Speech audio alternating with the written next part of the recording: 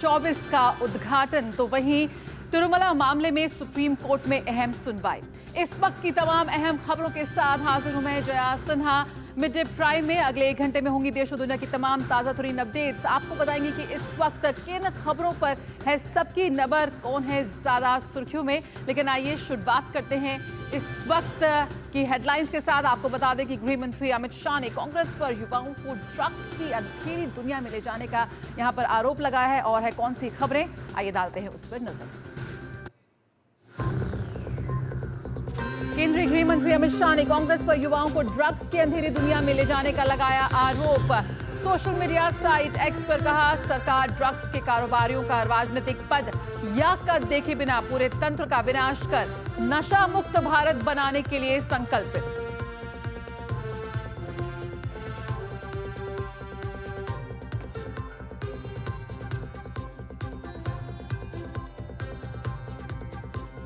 केंद्रीय कृषि मंत्री शिवराज सिंह चौहान ने कहा, केंद्रीय मंत्रिमंडल के फैसले से खाद्य तेल पर आयात की निर्भरता होगी कम। उन्नत बीजों की कमी को पूरा करने के लिए देश में 65 नए बीज केंद्र बनाए जाएंगे।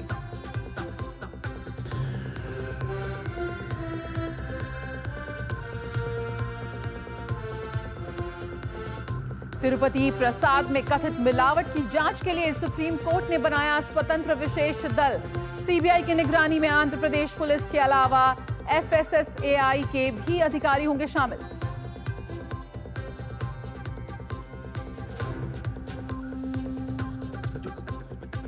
केंद्रीय वित्त मंत्री निर्मला सीतारमण ने कहा, देश में आर्थिक विकास के साथ साथ असमानताओं में भी आई कमी। दिल्ली में आयोजित कौटिल्य इकोनॉमिक कॉन्क्लेव के उद्घाटन समारोह को किया संबोधित। आज शाम पीएम मोदी कॉन्क्लेव में लेंगे हिस्सा।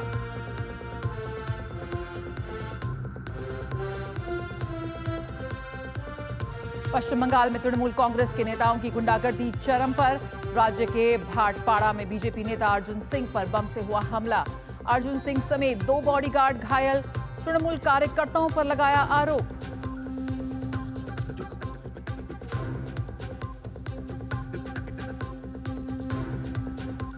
और महिला T20 क्रिकेट विश्व कप में आज भारतीय टीम करेगी अपने अभियान की शुरुआत। पहले मुकाबले में न्यूजीलैंड से होगा सामना।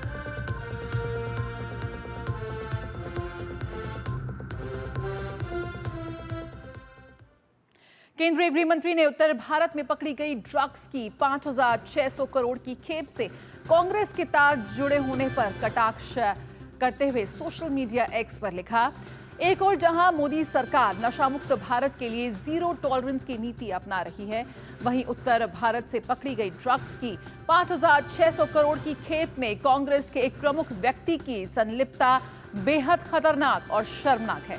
कांग्रेस के शासन में ड्रग्स से पंजाब, हरियाणा और समग्र उत्तर भारत में युवाओं का जो हाल हुआ है वह सभी ने देखा है। मोदी सरकार युवाओं को खेल, शिक्षा और इनोवेशन की ओर ले जा रही है, तो वहीं कांग्रेस उन्हें ड्रग्स की अंधेरी दुनिया में ले जाना चाहती है।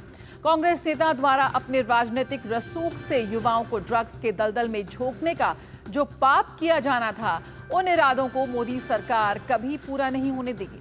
हमारी सरकार ड्रग्स के कारोबारियों का राजनीतिक पद या कद देखे बिना ड्रग्स के पूरे तंत्र का विनाश कर नशा मुक्त भारत बनाने के लिए संकल्पित है।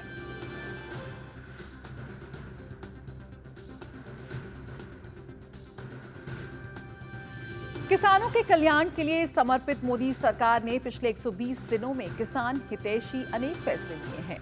केंद्र सरकार जल्द ही डिजिटल एग्रीकल्चरल मिशन का गठन करने जा रही है। इस मिशन के गठन के बाद जो काम होंगे वे किसानों के साथ होने वाले हेरफेर को रोकने में मदद करेंगे।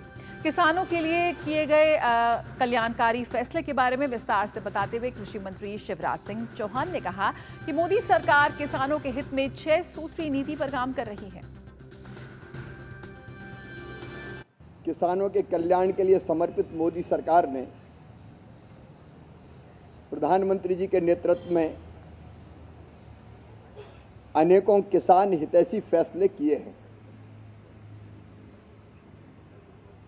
आप जानते हैं, हमारी 6 सूत्रीय रणनीति उत्पादन बढ़ाना, उत्पादन की लागत घटाना, उत्पादन के ठीक दाम देना, प्राकृतिक आपदा अगर आए तो उसमें भरपाई करना, कृषि का विविधीकरण और वैल्यू एडिशन और प्राकृतिक खेती, किसानों को ठीक दाम मिले, इसके लिए पिछले दिनों में कुछ बड़े निर्णय किए गए। कृषि मंत्री शिवराज सिंह चौहान ने साथ ही खाद्य तेलों के लिए राष्ट्रीय मिशन को देश के हित में बताया।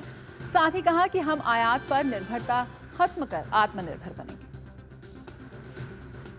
एक बड़ा फैसला किया गया है कि आयात पर निर्भरता खत्म करके आत्मनिर्भर हम खाद्य तेलों में कैसे बने, इसके लिए एक राष्ट्रीय खाद्य तेल मिशन तिलहन बनाया गया है।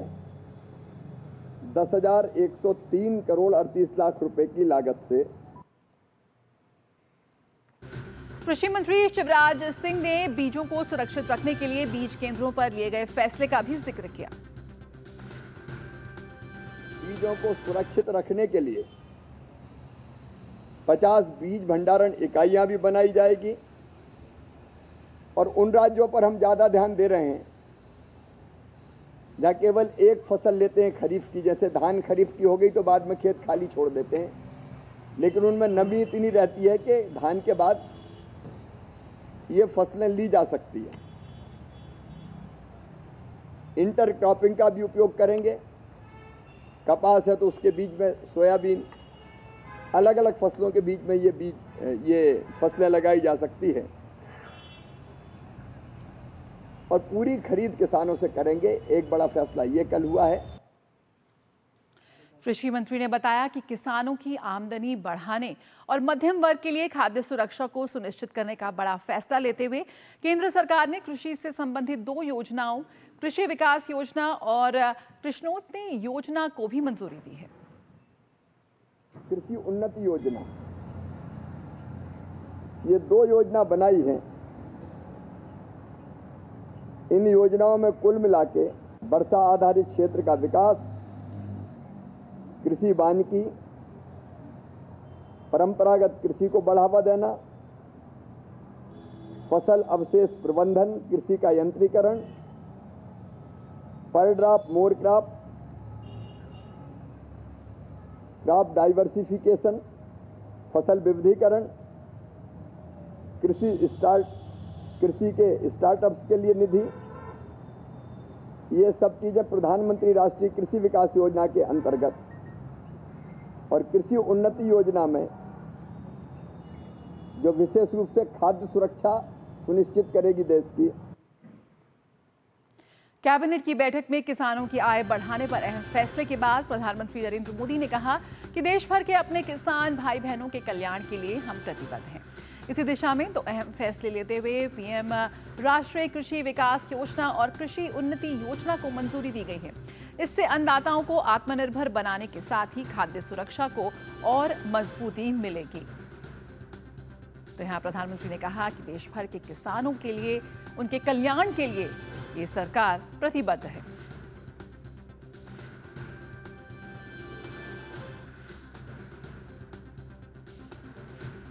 और इस वक्त हमारे संवाददाता आदित्य हमारे साथ जुड़ रहे हैं। आदित्य, किसानों को लेकर तमाम योजनाओं का लगातार केंद्र सरकार की ओर से क्रियान्वयन किया जा रहा है। किसानों की आय को दुगनी करने के लिए, उनके लिए बेहतर भविष्य के लिए तमाम तरह के प्रयास यहाँ पर किए जा रहे हैं, लेकिन बहुत ज़रूरत है कि ज़मीनी स्तर पर वो बदलाव नजर आए।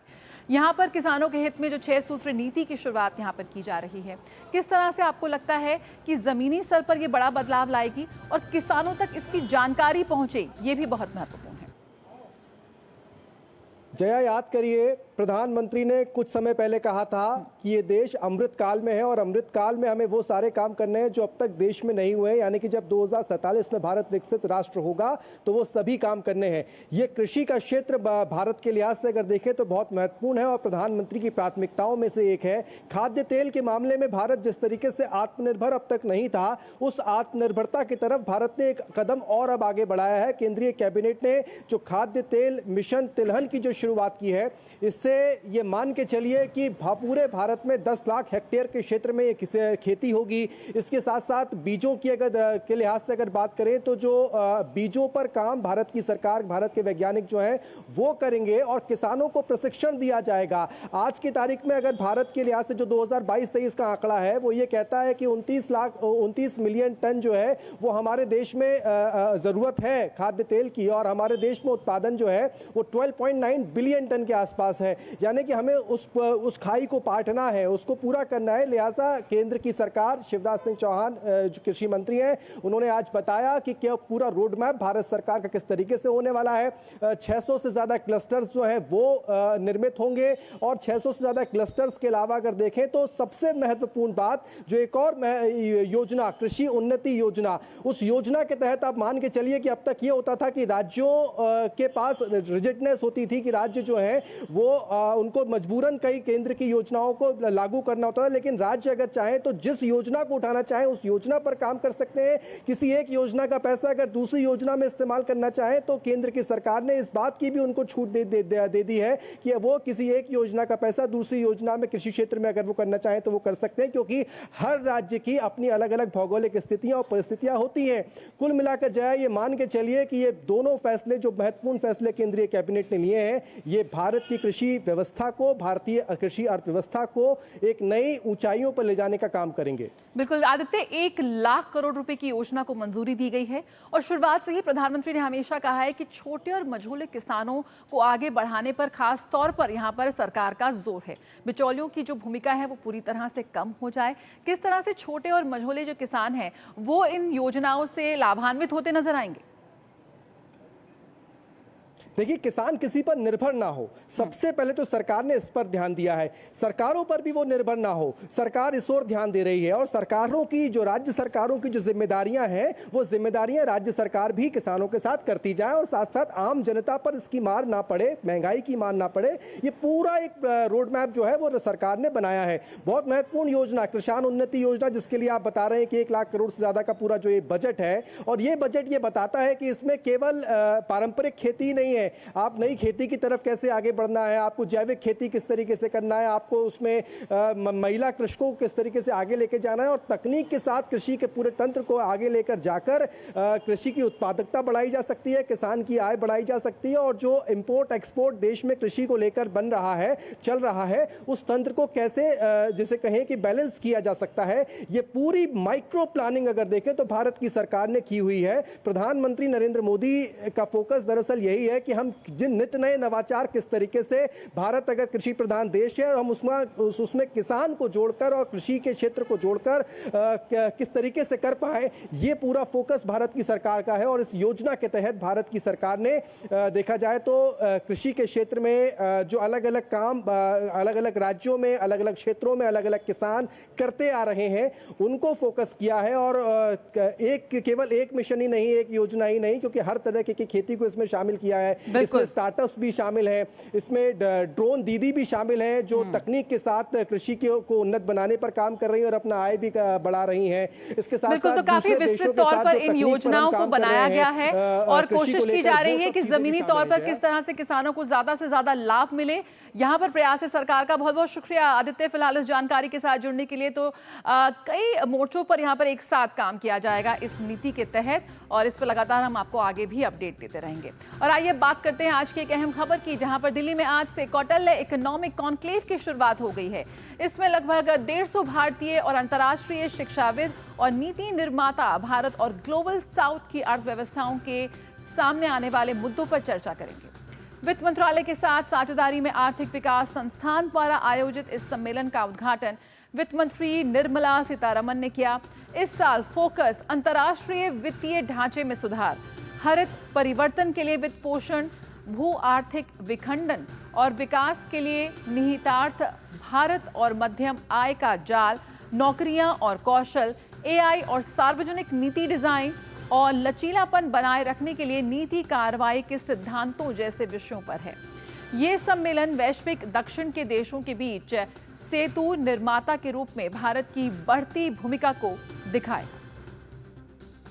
India's creditable economic performance in the recent decade was underscored by its leapfrog from the 10th to the 5th largest economy in a matter of 5 years.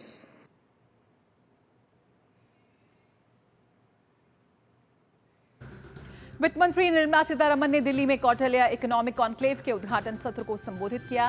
वित्त मंत्री ने कहा कि एक दशक में भारत की अर्थव्यवस्था तेजी से बढ़कर 10वें से 5वें पायदान पर पहुंची है। वित्त मंत्री ने कहा कि गरीबों, महिलाओं, युवाओं और अन्नदाता को ध्यान में रखकर इस दशक का बजट बनाया जाएगा। The largest stakeholders and beneficiaries of the growth process towards Viksit Bharat will be the 4 major castes, namely the Garib or the poor, Mahilaye or the women, Yuva, the youth, and Annadata, the farmer. Accordingly, the budget in Amrit Kaal will be devised with these stakeholders in mind.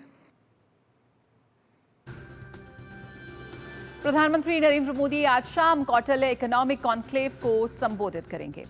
Ajay Mishra इस वक्त हमारे साथ जुड़ गए, उनसे और बातचीत करते हैं। तो असमानताओं में आई कमी, यहाँ पर वित्त मंत्री ने इस कॉन्क्लेव के उद्घाटन सत्र को संबोधित किया।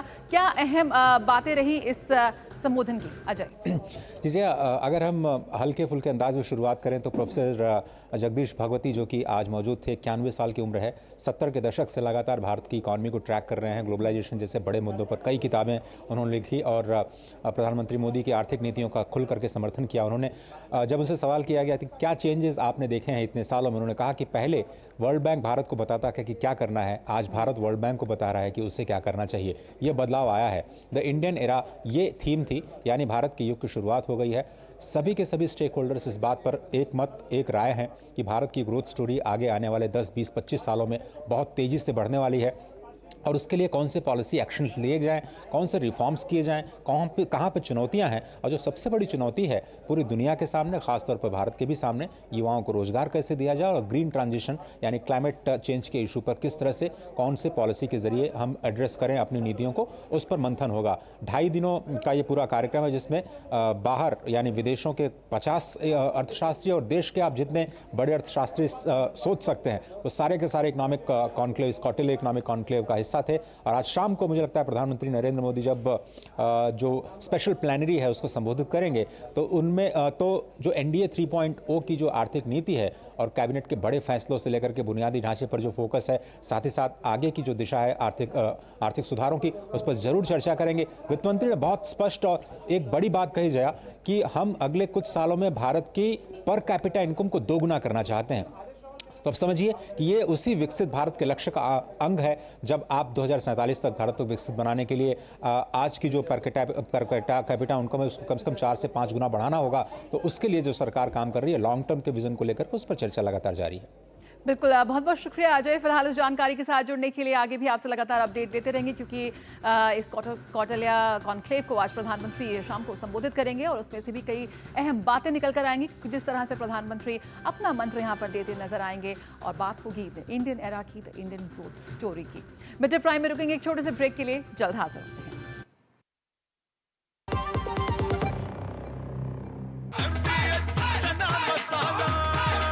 अब छोलिया हो या लोबिया, सफेद चने या काले चने, सब कुछ मजेदार बने। बात जब पीढ़ियों के लिए बनने वाले घर की हो तो जिम्मेदारी बड़ी हो जाती है। गैलेंट समझता है ये जिम्मेदारी। अब डबल एम रिब्स के साथ गैलेंट एडवांस TMT रीबार, निर्माण का रियल हीरो। ब्रेक के बाद स्वागत है। बात करेंगे तिरुपति मंदिर लड्डू प्रसाद में के मिलावट के मामले से जुड़ी हुई खबरों की। तो इससे जुड़ी हुई याचिकाओं पर सुप्रीम कोर्ट में आज सुनवाई हुई। सुप्रीम कोर्ट ने 5 सदस्यीय स्वतंत्र SIT के गठन का आदेश दिया है और इस SIT में CBI के 2 अधिकारी, राज्य पुलिस के 2 अधिकारी और 1 सदस्य FSSAI के भी इसमें शामिल होंगे। शीर्ष अदालत ने कहा कि प्रसाद में मिलावट के आरोपों से दुनिया भर के भक्तों की आस्था को ठेस पहुंची है। तो तिरुपति लड्डू विवाद, तिरुपति प्रसादम पर स्वतंत्र SIT की यहां पर बात हुई है, उसे गठित किया जाएगा। विकास साथी इस वक्त हमारे साथ जुड़ रहे हैं और जानकारी के साथ। यहां पर सुप्रीम कोर्ट का अहम फैसला, विकास क्या कुछ कहा कोर्ट ने? जो आंध्र में मौजूदा सरकार है, जो पिछली सरकार है, इन दोनों में पार्टियों के बीच तमाम आरोप प्रत्यारोप एक दूसरे पर लगाए जा रहे थे और वो कहीं ना कहीं सुप्रीम कोर्ट की सुनवाई में भी दिखा। इसीलिए कोर्ट ने कहा कि बेहतर ये होगा कि एक निष्पक्ष, जिसको हम कह सकें, एक स्वतंत्र एसआईटी से जांच कराई जाए। हालांकि इसमें जो 2 रिप्रेजेंटेटिव हैं वो राज्य सरकार के भी होंगे, 2 सीबीआई के अधिकारी होंगे, 2 राज्य पुलिस के अधिकारी होंगे, इसके अलावा एफएसएसएआई की ओर से एक सदस्य होंगे। ये जो 5 सदस्यीय एसआईटी है, ये जो भी कामकाज करेगी उसकी मॉनिटरिंग सीबीआई डायरेक्टर करेंगे। और जो पूरा विवाद यहाँ पर है ये इस बात को लेकर के कि क्या जो एडल्टरेटेड घी पहुंचा था वहां तिरुपति मंदिर में, उसका इस्तेमाल प्रसाद बनाने के लिए किया गया, क्योंकि ये मौजूदा सरकार ये कह रही है कि पहले भी इस तरह की घटनाएं हुई हैं और इसीलिए सीधे सीधे पिछली सरकार पर ये आरोप लगाए गए हैं कि उन्होंने ऐसा होने दिया, उनकी मिलीभगत से ऐसा हुआ। जबकि पिछली सरकार और जो मंदिर प्रशासन से जुड़े लोग थे उनका ये कहना था कि सैंपल जो फेल हुए थे उनको जब्त कर लिया गया था, उस घी को कभी भी प्रसाद बनाने के लिए नहीं भेजा गया। तो दोनों तरफ से क्लेम किए जा रहे हैं। इसको देखते हुए कोर्ट ने कहा कि करोड़ों डिवोटीज की आस्था का विषय है, इसीलिए इस मामले को लेकर के सुप्रीम कोर्ट में राजनीतिक बयानबाजी या कोर्ट को राजनीतिक अखाड़ा नहीं बनाया जा सकता। जरूरत इस बात की है कि सच्चाई तक पहुंचा जाए और ये 5 सदस्यीय एसआईटी जो है वो ही सच्चाई तक पहुंच सकती है, क्योंकि सीबीआई के पास इन्वेस्टिगेशन की एक्सपर्टीज है। एफएसएसएआई ये बता पाएगी कि मिलावट थी तो किस तरह की मिलावट थी। और इसमें जो बात की जा रही है ट्रेसेस, जो इस बात के भी कहे गए हैं कि पशु की चर्बी पाई गई थी इसमें, तो इन आरोपों में, इन बातों में कितने तथ्य हैं ये एफएसएसएआई के जो एक्सपर्ट होंगे वो ज्यादा सही तस्वीर पेश कर पाएंगे लोगों के सामने। हालांकि जय सुप्रीम कोर्ट ने कोई एक टाइम फ्रेम तय नहीं किया है एसआईटी को लेकर के। अभी जब ऑर्डर दिया गया, लिखित ऑर्डर में हमें देखना होगा कि क्या इसको लेकर के कोई टाइम फ्रेम भी दिया गया है एसआईटी के लिए कि उनको कितने दिनों में जांच पूरी करके अपनी रिपोर्ट देनी है। बिल्कुल, जैसा कि आपने कहा विकास, तमाम स्टेक होल्डर्स इसमें हैं और इस मामले को एक राजनीतिक रंग देने का भी प्रयास यहाँ पे साफ तौर पर है। अब ये जो एसआईटी का गठन हुआ है, सीबीआई की निगरानी में इस पूरे मामले की जांच की जाएगी, क्या कुछ प्रतिक्रिया निकलकर सामने आई? वहाँ पर राज्य सरकार के वकील भी होंगे, तिरुमला की तरफ से भी वहाँ पे रिप्रेजेंटेटिव हैं, तो क्या कुछ जो विभिन्न स्टेक होल्डर्स हैं उनका कहना है इस पूरे मामले पर? बिल्कुल, देखिए, पिछली सुनवाई में सुप्रीम कोर्ट ने केंद्र सरकार से पूछा था कि उसकी क्या इस बारे में राय है, क्या स्टेट की एसआईटी को आगे काम करने दिया जाए या सेंटर के स्तर पर, पहले कोर्ट ने कहा क्या सीबीआई जांच के आदेश दे दिए जाएं। तो इस पर आज केंद्र ने कहा कि उन्हें जो मौजूदा एसआईटी थी स्टेट की, उसके किसी सदस्य को लेकर के कोई आपत्ति नहीं है, लेकिन बेहतर हो कि एक अधिकारी, एक वरिष्ठ अधिकारी केंद्र की ओर से कोई हो जो पूरी जांच को मॉनिटरिंग करे, ताकि किसी भी पक्ष को यह ना लगे कि कहीं पर किसी तरह का पक्षपात किया गया या फेवर हुआ किसी तरह का। हालांकि कोर्ट ने कहा कि सेंटर अगर जांच को लेकर के अपने नुमाइंदे को रखना चाहता है तो बेहतर है कि एक एसआईटी ही अलग से बना दी जाए और इसमें 2 जो लोग हैं वो सीबीआई के हैं, 2 स्टेट के हैं, तो एक बैलेंस बना दिया गया है।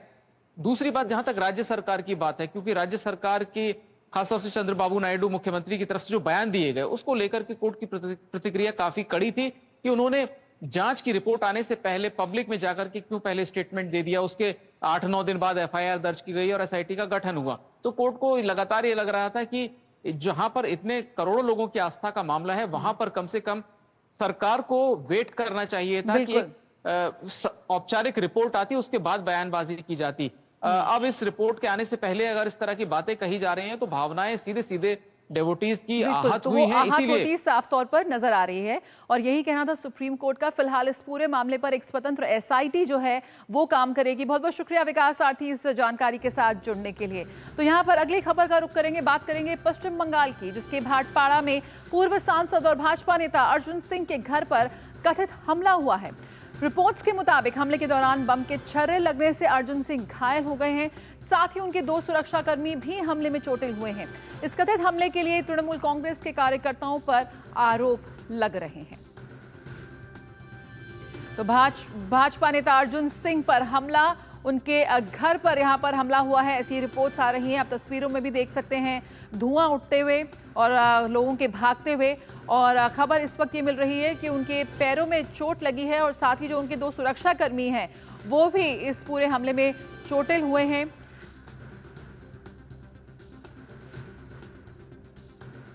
हमारे घर पर अटैक होता है, बम चलता है, गोली चलता है, उतरने के बाद मुझे भी पैर में स्पेल्टन लगा है बम का। तो ये क्लियर है कि इट्स प्लानिंग, ये प्लान करके किया जा रहा है। तृणमूल पूरे बंगाल में ख़त्म हो रही है, तो अपने ज़मीन के तलाश में इस तरह से भय दिखाकर लोगों को डराने की कोशिश कर रही है। हमने देखा है वीडियो में कि पुलिस वाले को भी मार रहा है सब वो लोग, तो इसका मतलब है कि कुछ पुलिस वाले भी इसको सही सपोर्ट नहीं कर रहे थे। लेकिन 20 पुलिस वालों के सामने ये घटना घटती है तो इसमें समथिंग रॉन्ग। और अर्जुन सिंह पर हुए कथित हमले को लेकर बीजेपी नेता सुवेंदु अधिकारी ने ममता सरकार पर निशाना साधा है। सोशल मीडिया पर एक वीडियो पोस्ट करते हुए उन्होंने कहा कि सत्तारूढ़ तृणमूल कांग्रेस पार्टी से जुड़े प्रमुख गुंडों और प्रसिद्ध असामाजिक लोगों ने वरिष्ठ भाजपा नेता और पूर्व सांसद के घर पर हमला किया। उन्होंने देसी बम भी फेंके। हमेशा की तरह पुलिस ने मूक दर्शक की भूमिका निभाई और अपराधियों को रोकने के लिए कुछ भी नहीं किया। सुवेंदु अधिकारी ने कहा कि इस जघन्य अपराध के लिए दोषियों की पहचान करने और उन्हें गिरफ्तार करने के लिए वीडियो फुटेज ही काफी है। बीजेपी नेता ने पश्चिम बंगाल के डीजीपी से उपद्रवियों को जल्द से जल्द पकड़ने की अपील की है। तो बीजेपी नेता अर्जुन सिंह पर यहां पर हमला हुआ है उनके घर पर, और सुवेंदु अधिकारी ने ममता सरकार पर किस तरह से एक बार फिर दोषियों और उपद्रवियों पर किसी भी तरह का शिकंजा ना कस पाने के लिए उन पर निशाना साधा है। प्रसन्नजीत बख्शी इस वक्त हमारे साथ जुड़ रहे हैं, आइए सीधे उनसे बात करते हैं। प्रसन्नजीत, यहां पर वीडियो में साफ तौर पर नजर आ रहा है कि किस तरह से पत्थर फेंके जा रहे हैं और किस तरह से ये हमला किया जा रहा है। अभी क्या कुछ अपडेट आ रहा है इस पूरे मामले को लेकर? पुलिस क्या कुछ कह रही है? देखिए, जहाँ पुलिस की तरफ से कोई बयान अभी तक नहीं आया है और ये भी नहीं हमें पता चला कि किसी को गिरफ्तार किया गया कि नहीं, क्योंकि ये वीडियो में साफ दिखाई दे रहा है कि कोई अपने चेहरे को ढका नहीं है, तो मतलब पहचान करना कोई मुश्किल बात नहीं है। और वहाँ पे पुलिस भी मौजूद थी, तो जो काफी क्या कहता है कि पुलिस को इस तरह से एक्टिव हमने नहीं देखा। उन लोगों ने पुलिस की तरफ से जो उपद्रवी है उनको सिर्फ हटा के लिया जा रहा था, लेकिन गिरफ्तार नहीं किया गया है। तो गिरफ्तारी की कोई खबर नहीं है, पहली बात। दूसरी बात है कि क्यों इस तरह से दिन दहाड़े पूजा की, दुर्गा पूजा की समय पे एक वरिष्ठ नेता जो पहले सांसद भी हुआ करते थे, तो उनके घर पे अगर इस तरह की उपद्रवी ने आक्रमण करे तो इसका क्या, इसके बारे में कोई चर्चा या नहीं आया है। लेकिन जो स्थानीय तृणमूल कांग्रेस की नेता है, इनका एक अजीब सा बयान आया है कि अर्जुन सिंह अपने ही बनाए हुआ या अपने ही घर पे मौजूद रखा देसी बम फटने से चोटिला हुई है। तो ये अजीब सा एक मैं क्या कहूँ, एक बहाना है, ये एक सफाई है जया। लेकिन ये जो घटना है, ये घटना काफी चिंता करने की बात है, क्योंकि तृणमूल कांग्रेस की कोई प्रदेश स्तर की नेता इसके बारे में अभी तक बयान नहीं दिए हैं। लेकिन दिन दहाड़े एक इस तरह की कद्देवर एक नेता की घर पे और एक फॉर्मर एमपी की घर पे अगर इस तरह की पथराव, बोमा फेंकना या गोली के बारे में मुझे जानकारी नहीं है, अगर जलाया गया है तो गोली बारी, ये काफी चिंताजनक है जया। बिल्कुल प्रसन्नजीत, यहाँ पर हम तस्वीरों में देख रहे हैं कि पुलिस वाले भी उनसे बात करते हुए नजर आ रहे हैं और पहले भी इस तरह के उनको थ्रेटनिंग कॉल्स आए थे, जिसकी वजह से उन्हें सुरक्षा भी प्रदान की गई थी और एक बार फिर ये घटना सामने आती है। क्या कुछ और कुछ निकल कर आ रहा है? क्योंकि यहाँ पर साफ तौर पर सोशल मीडिया पर इस तरह का जो वीडियो है वो पूरी तरह से वायरल हो रहा है। बिल्कुल, देखिए, मैं पुलिस की यहाँ पे कहना चाहूंगा कि कल या परसों एक रोड एक्सीडेंट के बाद साउथ कोलकाता में एक जगह पे लोग काफी नाराज हो गए थे और पुलिस को वहां पे चारों तरफ से घेर कर जिस तरह से अपना गुस्सा दिखाया था लोगों ने, वो काफी खतरनाक था। तो मैं ये कहना चाह रहा हूं कि आजकल ये पुलिस यहाँ पे जिस तरह से क्या कहूं मैं, ये राजनैतिक इंस्ट्रक्शन की, पॉलिटिकल इंस्ट्रक्शन के लिए इंतजार करते हैं किसी भी चीजों में, तो ये काफी दुखद बात है। आप बजाय आप देख पा रही हैं कि किस तरह से पुलिस इन लोगों को समझा बुझा के पीछे करने की कोशिश में लगी हुई है, जबकि अगर ऐसी घटना किसी तृणमूल कांग्रेस की नेता के घर पे होता तो वहां पे पुलिस की चेहरा आप पूरी तरह से अलग दिखते। तो वहां पे पुलिस एकदम एक्टिव होकर अपना लाठी लेकर या उनका गरेबान को पकड़ के गिरफ्तार करने की, यहाँ पे देखिए किस तरह से एक शांति से समझाने की काम किया जा रहा है। ये जाहिर सी बात है कि अगर समझा बुझाकर इस तरह की स्थिति को काबू में लाया जाए तो अलग बात है, लेकिन जब किसी ने दिन दहाड़े नवरात्रि की दूसरे दिन दुर्गा पूजा की द्वितीया की समय पे एक इस तरह की नेता के घर पे कोई पथराव कर रहे हैं, कोई बोमा फेंक रहे हैं और उनको समझाने की और कोई तरीका नहीं है, उनको सीधी तरह से कॉलर पकड़ के गिरफ्तार करने की काम है। लेकिन यहाँ पे पुलिस काफी शांति से, अगर इस तरह से शांति से हर जगह पे पुलिस अपना काम निपट ले सकता है तो काफी अच्छी बात है। लेकिन ये साफ तौर से दिखाई दे रहा है कि पुलिस की अपने कार्रवाई, अपने बॉडी लैंग्वेज के कारण लोगों की गुस्से की शिकार हो रहे हैं और राजनेताओं की जो इंस्ट्रक्शन है उस इंस्ट्रक्शन के इंतजार में है। जया, बिल्कुल, बहुत शुक्रिया प्रसन्नजीत फिलहाल इस जानकारी के साथ जुड़ने के लिए। तो यहाँ पर राजनीतिक हिंसा का जो दौर है वो लगातार जारी है पश्चिम बंगाल में, और यहाँ पर भाजपा नेता अर्जुन सिंह के घर पर हमला हुआ है, जिसकी वजह से वो और उनके सुरक्षाकर्मी दोनों ही इस वक्त घायल बताए जा रहे हैं। रुकेंगे एक छोटे से ब्रेक के लिए, जल्द हाजिर होते हैं। बढ़िया है, प्राकृतिक हल्दी, मिर्ची, धनिया नहीं, मिर्ची, धनिया, हल्दी, MDH।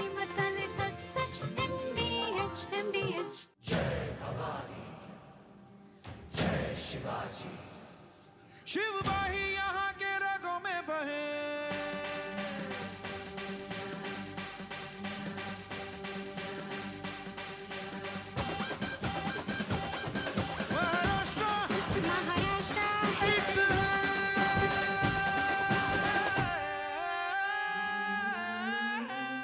महाराष्ट्र टूरिज्म। बात जब पीढ़ियों के लिए बनने वाले घर की हो तो जिम्मेदारी बड़ी हो जाती है। गैलेंट समझता है ये जिम्मेदारी। अब डबल M रिब्स के साथ गैलेंट एडवांस TMT रीबार, निर्माण का रियल हीरो। ब्रेक के बाद स्वागत है, आप देख रहे हैं मिड डे प्राइम। और जुलाई 2025 तक राम मंदिर का निर्माण कार्य पूरा हो जाएगा। श्री राम मंदिर निर्माण समिति के अध्यक्ष नृपेंद्र मिश्रा ने इसकी जानकारी दी। उन्होंने कहा कि श्री राम मंदिर निर्माण समिति की बैठक में प्रगति कार्यों की समीक्षा की गई। निर्माण कार्य हैं जी, जैसे इलेक्ट्रिकल सब स्टेशन है, फायर स्टेशन है, इस प्रकार के जो निर्माण कार्य हैं, STP है, सीवेज ट्रीटमेंट प्लांट है, वाटर ट्रीटमेंट प्लांट है, जो पूर्ण हो गए हैं उनको अब किस्तों में ट्रस्ट को हैंडओवर करना शुरू किया जाएगा। मेरा अनुमान है कि यदि कोई और विपरीत परिस्थितियां नहीं होती तो जुलाई 2025 तक निर्माण पूरा होकर के 90% एजेंसी यहां से निकल जाएगी।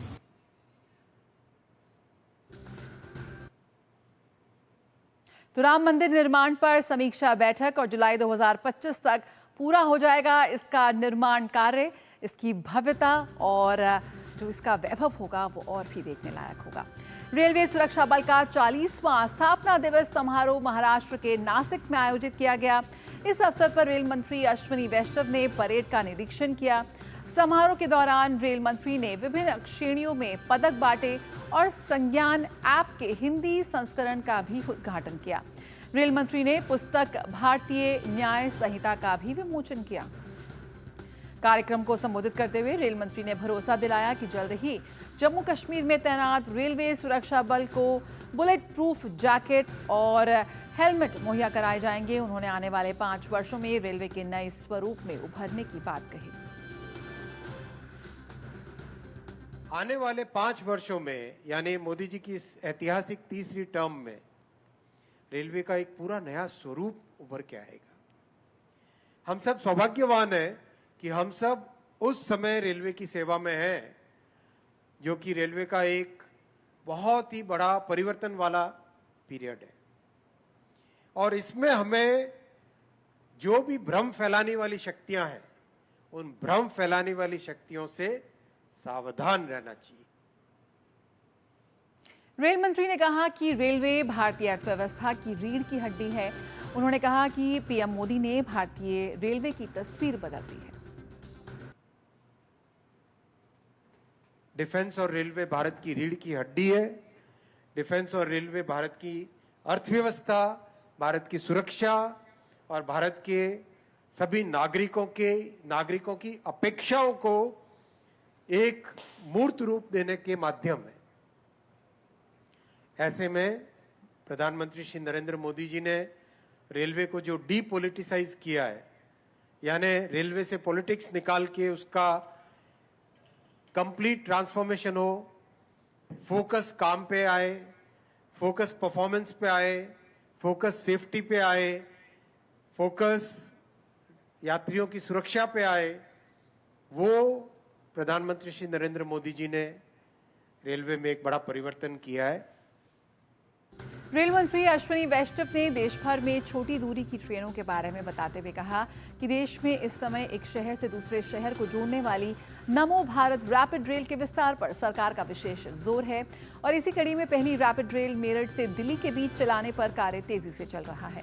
इसी तरह देश भर में 100 से 200 किलोमीटर तक की दूरी के सफर को आसान बनाने के लिए इन 5 वर्षों में कार्य किया जाएगा। रीजनल ट्रेन अगर हम दुनिया के जितने समृद्ध देश हैं, विकसित देश हैं, उन सब में देखें तो 100, 150, 200 किलोमीटर, 250 किलोमीटर की जो डिस्टेंस वाले बड़े शहर होते हैं, उनके बीच में एक रीजनल ट्रेन चलती है। तो रीजनल ट्रेन का कॉन्सेप्ट अपने देश में अभी मोदी जी लेके आए हैं और उसकी पहली दिल्ली से मेरठ के बीच में चली। तो आसपास के जितने भी 150, 200, 250, 300 किलोमीटर के आसपास के जो शहर हैं, उन सब के बीच में फ्रीक्वेंटली शटल ट्रेन की तरह रीजनल ट्रेन चलेगी, जिसका नाम है नमो भारत रैपिड रेल। ये जो 5 साल है अगले, ये जो मोदी जी की 3rd टर्म है, इस 3rd टर्म में ऐसे कई कॉन्सेप्ट जो एक्सपेरिमेंट्स हुए हैं 1st और 2nd टर्म में, उनका लार्ज स्केल पे प्रोलिफरेशन होगा पूरे देश में। राष्ट्रपति द्रौपदी मुर्मू राजस्थान के दौरे पर हैं। राष्ट्रपति ने आज माउंट आबू में स्वच्छ और स्वस्थ समाज के लिए आध्यात्मिकता विषय पर आयोजित वैश्विक शिखर सम्मेलन में भाग लिया। यह आयोजन प्रजापिता ब्रह्म कुमारी ईश्वरीय विश्वविद्यालय के द्वारा आयोजित किया गया। कार्यक्रम को संबोधित करते हुए राष्ट्रपति द्रौपदी मुर्मू ने कहा कि स्वच्छता केवल बाहरी वातावरण में ही नहीं, बल्कि हमारे विचारों और कर्मों में भी होनी चाहिए। ये माना जाता है कि स्वच्छ शरीर में ही पवित्र अंतःकरण का वास होता है। सभी परंपराओं में स्वच्छता को महत्व दिया जाता है। कोई भी पवित्र क्रिया करने से पहले स्वयं और अपने परिवेश की साफ सफाई का ध्यान रखा जाता है, लेकिन स्वच्छता केवल बाहरी वातावरण में नहीं, बल्कि हमारे विचारों और कर्मों में भी होने चाहिए। राष्ट्रपति ने कहा कि सरकार द्वारा प्राकृतिक खेती को बढ़ावा दिया जा रहा है। उन्होंने कहा प्राकृतिक खेती से स्वच्छ अन्न और स्वच्छ अन्न से स्वस्थ मन की कड़ी जुड़ती है। मुझे ये जानकर प्रसन्नता हुई है कि सरकार द्वारा रासायनिक खाद की जगह जीवामृत और प्राकृतिक खाद और बीजामृत जैसे बीज पोषक तत्वों की सहायता से प्राकृतिक खेती को प्रोत्साहित किया जा रहा है। प्राकृतिक खेती से स्वच्छ अन्न तथा स्वच्छ अन्न से स्वस्थ मन की कड़ी बनती है। जैसे बीके भाई बहन जैविक खेती को प्रोत्साहन किए हैं और चारों तरफ जैविक खेती करने के लिए वो प्रोत्साहित करते हैं और खुद भी करते हैं। अमेठी में हुई शिक्षक परिवार की हत्या के बाद आज उनके शव का सुबह पोस्टमार्टम किया गया। पोस्टमार्टम की वीडियोग्राफी कराई गई। देर रात ही घटना की प्राथमिक की दर्ज कर ली गई है। घटना में आरोपी चंदन वर्मा को नामजद किया गया है। शिक्षक के पिता रामगोपाल ने हत्यारों के विरुद्ध सख्त कार्रवाई की मांग की है। उन्होंने अपनी जीविका के लिए अपने छोटे बेटे की नौकरी की भी मांग मुख्यमंत्री से की है। फिलहाल पुलिस द्वारा जांच की जा रही है। बता दें कि कल अमेठी में अज्ञात बदमाशों ने पति पत्नी और 2 मासूम बच्चों की ताबड़तोड़ गोलियां चलाकर हत्या कर दी थी। मामला शिवरतगंज थाना स्थित मां अहोरवा भवानी चौराहे का है। मृतक कंपोजिट विद्यालय में सहायक अध्यापक के पद पर तैनात था। मामले का सूबे के मुख्यमंत्री योगी आदित्यनाथ ने संज्ञान लिया है। सीएम योगी ने घटना पर शोक जताया है, साथ ही मृतकों के परिजनों के प्रति संवेदना व्यक्त की है और दोषियों के खिलाफ कड़ी कार्रवाई करने के निर्देश दिए हैं। अमेठी में दलित शिक्षक समेत परिवार के 4 सदस्यों की निर्मम हत्या पर बीएसपी अध्यक्ष मायावती ने दुख जताते हुए दोषियों सहित पुलिसकर्मियों पर सख्त कार्रवाई की मांग की है। मायावती ने सोशल मीडिया पोस्ट पर लिखा कि यूपी के अमेठी जिले में एक दलित परिवार के 4 लोगों की एक साथ की गई निर्मम हत्या की घटना अति दुखद व चिंताजनक है। सरकार दोषियों व वहां के पुलिसकर्मियों के खिलाफ भी सख्त कदम उठाए ताकि अपराधी बेखौफ न रहें। भारत ऊर्जा भंडारण गठबंधन ने नई दिल्ली में अंतर्राष्ट्रीय सम्मेलन का आयोजन किया, जिसमें लिथियम बैटरी निर्माण से जुड़ी तमाम कंपनियों, संगठनों और हितधारकों ने हिस्सा लिया। इस दौरान इंडिया एनर्जी स्टोरेज अलायंस के अध्यक्ष डॉक्टर राहुल वालावलकर ने कहा कि भारत ने 2032 तक 600 से 900 गीगावाट लिथियम बैटरी की संचयी मांग की उम्मीद की है। सम्मेलन में ये उम्मीद जताई गई है कि आने वाले दिनों में मेक इन इंडिया के तहत भारत में स्थानीय स्तर पर अधिक मात्रा में लिथियम बैटरी का निर्माण होने लगेगा। We are looking at certain pathways where people are talking about even 500 to 600 watt hour per kg within next 5 years to happen. So next 10 years, this market to go from somewhere from 2,500 gigawatt hour, which is right now, to at least 10,000, if not 15,000 gigawatt hour by 2035. That means that 75 to 80% of the new manufacturing capacity is not yet built. Lot of the manufacturing processes which were used for the initial set of manufacturing, they may not have to remain the same because that time the priorities were different. और महिला T20 विश्व cup में आज भारतीय cricket team अपने अभियान की शुरुआत करने जा रही है। पहले मुकाबले में टीम इंडिया के सामने न्यूजीलैंड जैसी मजबूत टीम है। भारतीय टीम अनुभवी हरमनप्रीत कौर के नेतृत्व में उतरने जा रही है। टीम इंडिया इस मैच के लिए पूरी तरह से तैयार है। आईसीसी महिला T20 विश्व कप की शुरुआत हो गई है। विश्व की शीर्ष 10 टीमों के बीच हो रही इस प्रतियोगिता में भारतीय टीम आज अपने अभियान की शुरुआत कर रही है। भारतीय टीम के सामने पहले ही मुकाबले में न्यूजीलैंड जैसी मजबूत टीम की चुनौती होगी। दुबई इंटरनेशनल क्रिकेट स्टेडियम में होने वाले इस मुकाबले के लिए भारतीय टीम पूरी तरह से तैयार नजर आ रही है। भारत को ग्रुप ए में पाकिस्तान, न्यूजीलैंड, श्रीलंका और ऑस्ट्रेलिया के साथ रखा गया है। आंकड़ों में न्यूजीलैंड की टीम का रिकॉर्ड भारत के खिलाफ अच्छा रहा है, लेकिन भारतीय टीम इस टूर्नामेंट में पूरी तैयारी के साथ आई है और किसी भी टीम को मात देने का दम रखती है। भारतीय टीम को अपने शीर्ष खिलाड़ी हरमनप्रीत, स्मृति मंधाना, जेमिमा रॉड्रिग्स, शेफाली वर्मा और दीप्ति शर्मा से महत्वपूर्ण योगदान की उम्मीद होगी। शेफाली और मंधाना शानदार फॉर्म में है। उन्होंने जुलाई में श्रीलंका में एशिया कप में अपने पिछले अंतर्राष्ट्रीय मैच में रन बनाए। मंधाना ने पिछली 5 T20 पारियों में 3 अर्धशतक जड़े हैं। हालांकि हरमनप्रीत का फॉर्म थोड़ी परेशानी का कारण जरूर हो सकता है। भारत इस मुकाबले में सिर्फ 2 तेज गेंदबाजों को खिला सकता है। ऐसे में टीम को स्पिनरों पर अधिक निर्भर रहना होगा। भारत के पास स्पिन विभाग के कई अच्छे खिलाड़ी हैं। दीप्ति शर्मा, श्रेयंका पाटिल और बाएं हाथ की स्पिनर राधा यादव को खेलना न्यूजीलैंड के गेंदबाजों के लिए आसान नहीं होने वाला है। विश्व कप से पहले हुए 2 वार्म अप मुकाबलों में भारतीय टीम ने जीत हासिल की है। भारत ने वेस्ट इंडीज और दक्षिण अफ्रीका जैसी मजबूत टीम को हराकर फॉर्म में होने के संकेत दे दिए थे। दूसरी बात, न्यूजीलैंड की टीम में भी अनुभवी और युवा खिलाड़ियों का अच्छा मिश्रण है। अनुभवी कप्तान Sophie Devine, all rounder Suzie Bates और तेज गेंदबाज ली ताहू टीम की सबसे मजबूत खिलाड़ी है। युवा ऑलराउंडर अमेलिया केर भी टीम का महत्वपूर्ण हिस्सा है। भारत और न्यूजीलैंड की महिला टीमों के बीच आज तक 13 T20 अंतर्राष्ट्रीय मैच हुए हैं। इन मुकाबलों में न्यूजीलैंड का पलड़ा भारी रहा है क्योंकि उन्होंने 9 मैच जीते, जबकि भारतीय टीम सिर्फ 4 बार न्यूजीलैंड महिला टीम को हराने में सफल रही है। संयुक्त अरब अमीरात में इन दोनों टीमों की टक्कर पहली बार होने वाली है। भारतीय टीम अब तक विश्व कप जीतने में सफल नहीं हो पाई है। टीम 2020 के T20 विश्व कप के फाइनल तक पहुंची, हालांकि उन्हें ऑस्ट्रेलिया के हाथों शिकस्त का सामना करना पड़ा था। टीम T20 रैंकिंग में ऑस्ट्रेलिया और इंग्लैंड के बाद तीसरे स्थान पर है। भारत के लिए जीत के साथ आगाज करना महत्वपूर्ण होगा, क्योंकि आने वाले समय में उन्हें ऑस्ट्रेलिया जैसी मजबूत टीम से मुकाबला खेलना है। Sports desk, DD news.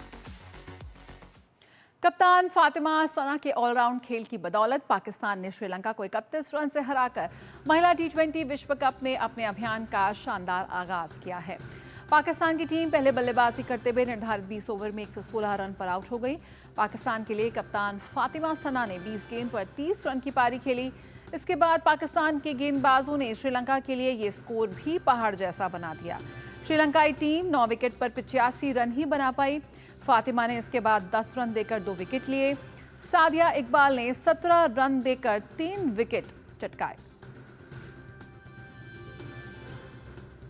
5 बार के विश्व चैंपियन विश्वनाथन आनंद और मैग्नस कार्लसन ने ग्लोबल शतरंज लीग के दूसरे सत्र के पहले दिन शीर्ष मुकाबले को ड्रॉ खेला। आनंद की टीम गंगा ग्रैंड मास्टर्स को हालांकि सफेद मोहरों से खेलने के बावजूद कार्लसन की एसटी पाइपर्स से 6-11 से हार का सामना करना पड़ा। इससे पहले सीजन के शुरुआती मैच में अमेरिकन गैम्बियट्स का सामना सीजन 1 के उपविजेता मुंबा मास्टर्स से हुआ। अमेरिकन गैम्बियट्स ने मुंबा मास्टर्स को 11-6 से शिकस्त देकर अपने अभियान का शानदार आगाज किया। दिन के तीसरे मुकाबले में अलास्का नाइट्स ने त्रिवेणी कॉन्टिनेंटल किंग्स पर 15-3 से जीत दर्ज की। और ईरान के खिलाफ इजरायली हमलों पर अमेरिकी राष्ट्रपति जो बाइडेन का बड़ा बयान सामने आया है। उन्होंने कहा कि उनका प्रशासन ईरान के तेल संयंत्रों पर संभावित इजरायली हमलों पर चर्चा कर रहा है। साथ ही बोले कि ईरान पर जल्द ही इजरायल के हमले की कोई उम्मीद नहीं है। इस सवाल का जवाब देते हुए कि क्या वह इजरायल द्वारा ईरानी तेल संयंत्रों पर हमले के पक्ष में है, इस पर अमेरिकी राष्ट्रपति ने कहा कि हम इस पर चर्चा कर रहे हैं। इस टिप्पणी के बाद गुरुवार को तेल की कीमतों में 5% का उछाल आया है। उन्होंने आगे संकेत दिया कि गुरुवार को ईरान के मंगलवार के मिसाइल हमले पर किसी भी संभावित इजरायली जवाबी कार्रवाई की उम्मीद नहीं है। इस बीच लेबनान के साथ बढ़ते संघर्ष के कारण इजरायल की सेना ने दक्षिणी लेबनान के 20 से अधिक शहरों के निवासियों को तुरंत अपने घर खाली करने के लिए कहा है। इजरायल ने लेबनान की राजधानी बेरूत पर रात भर हमले किए। ये लेबनान पर इजरायल का अब तक का सबसे बड़ा हमला है। हमले में 9 लोगों की मौत हो गई। लेबनानी सेना ने कल पहली बार इजरायली सैनिकों पर गोलीबारी की। इसमें लेबनानी सेना के 2 सैनिकों की मौत हो गई। वहीं इजरायल की सेना ने दक्षिणी लेबनान के 20 से अधिक शहरों के निवासियों को तुरंत अपने घर खाली करने के लिए कहा है।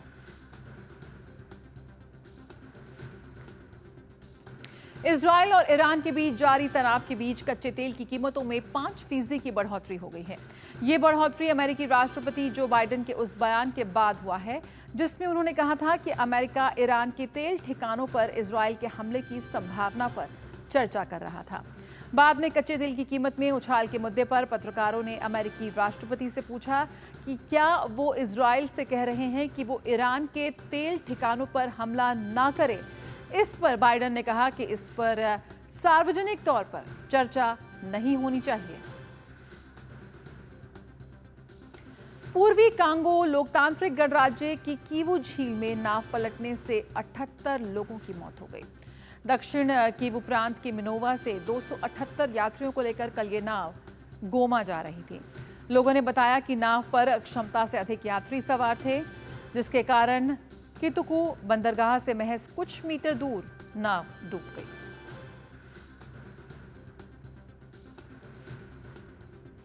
और आइए बात करते हैं नवरात्रि की आदि शक्ति की आराधना की।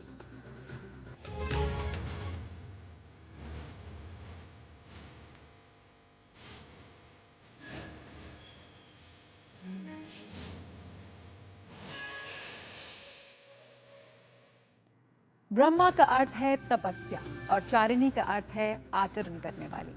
मान्यता है कि मां के इस स्वरूप की आराधना से मनुष्य के अंदर त्याग, सदाचार और संयम की भावना बढ़ती है।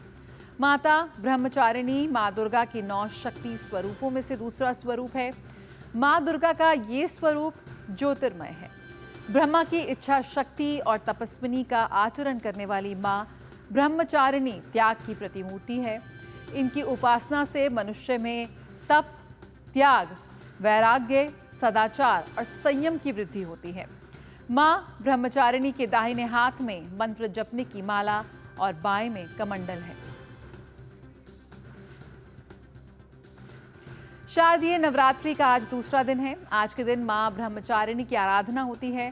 सभी भक्त मां ब्रह्मचारिणी की पूजा अर्चना करते हैं। देश भर के मंदिरों में भक्तों की भीड़ उमड़ रही है। ऐसा ही दृश्य देखने को मिला दिल्ली के छतरपुर मंदिर में। ब्रह्म मुहूर्त में जागरण के साथ ही भक्त पूजा करने के लिए मंदिर में आने लगे हैं। का दूसरा दिन है और दूसरे दिन मां ब्रह्मचारिणी को याद करते हुए और एक अलग ही मस्ती होती है। जो 9 दिन का उत्सव है, इस उत्सव की बात ही अलग होती है। पूरे 6 महीने इंतजार करते हैं और ये शारदीय नवरात्रि है। और यह देख रहे हैं जो ध्यान में है, कुछ ध्यान करके मां को याद कर रहे हैं, कुछ मां के रंग में भजनों पर झूम रहे हैं। यहाँ कुछ बहनें भी हैं, माताएं भी हैं, हम उनसे बात करते हैं। दीदी, आप अलग ही रंग में मां के बिल्कुल बिल्कुल, ये टाइम ही ऐसा है, नवरात्रों का टाइम है और हम हमेशा हर बार माँ कात्यायनी के मंदिर आते हैं। मैं यहाँ पहली बार आई हूँ लेकिन मुझे बहुत अच्छा लग रहा है यहाँ, बहुत अच्छा। बिल्कुल भक्ति के रंग में हम सब रंग गए। 9 नवरात्रि का आज दूसरा दिन है, माँ ब्रह्मचारिणी का दिन है। आप क्या कुछ किया आज?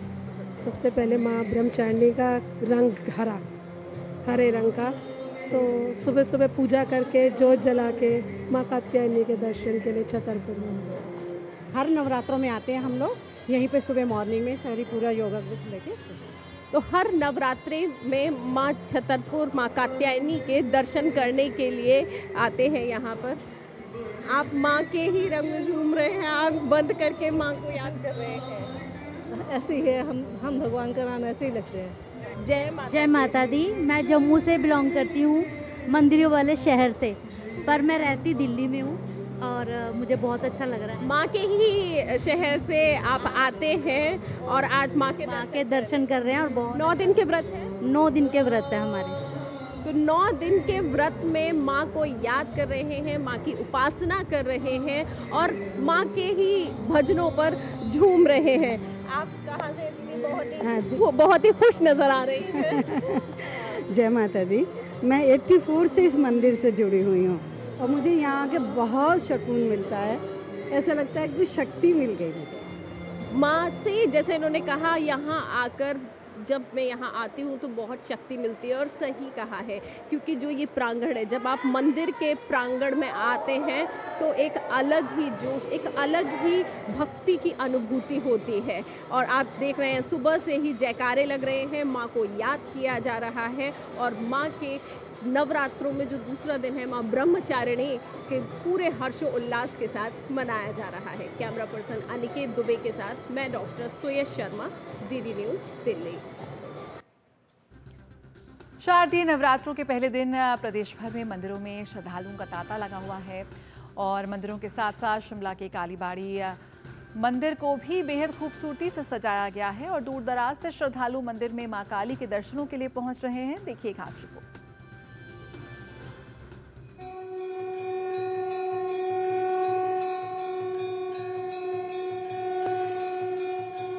या देवी सर्वभूतेषु भक्ति रूपेण संस्थिता नमस्तस्यै नमस्तस्यै नमस्तस्यै नमो नमः।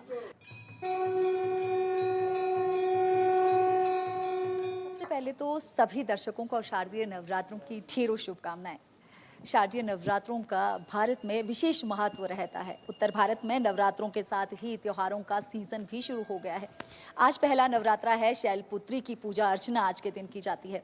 अभी हम हैं कालीबाड़ी मंदिर, जो कि शिमला की राजधानी में है। सदियों पुराना ये मंदिर और इस मंदिर का इतिहास भी बेहद महत्वपूर्ण है। 7 पहाड़ियों पर बने शहर की हसीन वादियों के बीच बसा ऐतिहासिक कालीबाड़ी मंदिर इन दिनों शारदीय नवरात्रों के लिए तैयार है। ये मंदिर माता काली को समर्पित है, जिन्हें यहाँ श्यामला देवी के रूप में पूजा जाता है।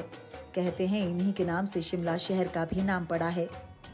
इस मंदिर की स्थापना ब्रिटिश काल के दौरान बंगाली समुदाय द्वारा की गई थी। उस समय शिमला तेजी से एक हिल स्टेशन के रूप में विकसित हो रहा था। कालीबाड़ी मंदिर देवला वास्तुशैली पर आधारित कोलकाता के दक्षिणेश्वर काली मंदिर से प्रेरित है। मां काली का मंदिर मूल रूप से एक बंगाली ब्राह्मण द्वारा रौथली कैसल के पास बनाया गया था। 1850 में कालीबाड़ी मंदिर का निर्माण किया गया। अलीबाड़ी मंदिर जो है शिमला में, ये करीब 1850 के आसपास बना था और उससे पहले ये जाखू की ढलान पे जो रोतनी कासल है उसके ऊपर वाले मैदान में हुआ करता था। मंदिर की जो बनावट है वो देवला शैली में बना है। देवला शैली जो है ये मंदिरों को बनाने में इसका आर्किटेक्चर का इस्तेमाल किया जाता था। यूं तो मंदिर में